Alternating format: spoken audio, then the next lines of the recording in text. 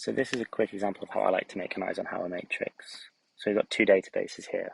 One covers projects and the other one covers tasks.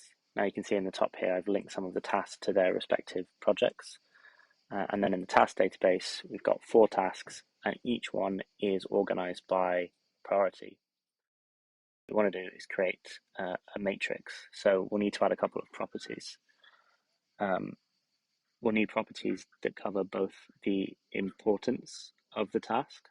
So this can be separated out into important and non-important.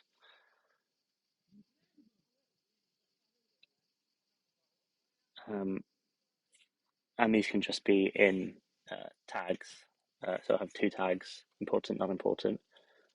And then the other property is whether or not the task is urgent. So we'll call this one urgent, add an icon, and then we will create a tag, one of the tags being urgent and then the other tag being non-urgent.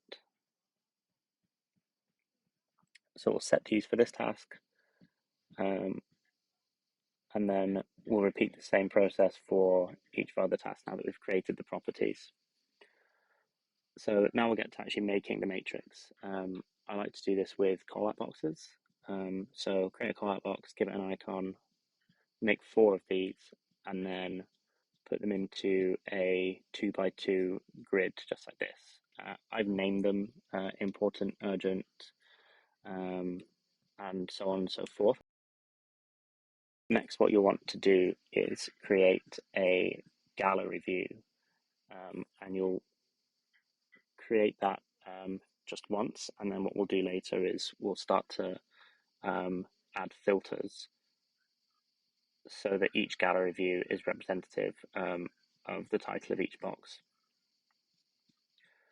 I like to do it with grid squares that just show the title and some properties and don't show cover images and things like that.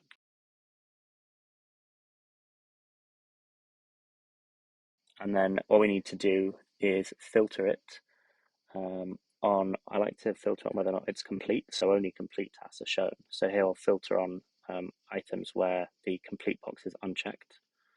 And then, of course, we want to filter on the 2 properties we just created. So in this box, it will be filtering on important, and then in terms of urgency, we'll be filtering on urgent. And then we will repeat this for each of the other squares. So that will leave us something that looks a bit like this. I like to add in the tags just so I can see at a high level what the task is about.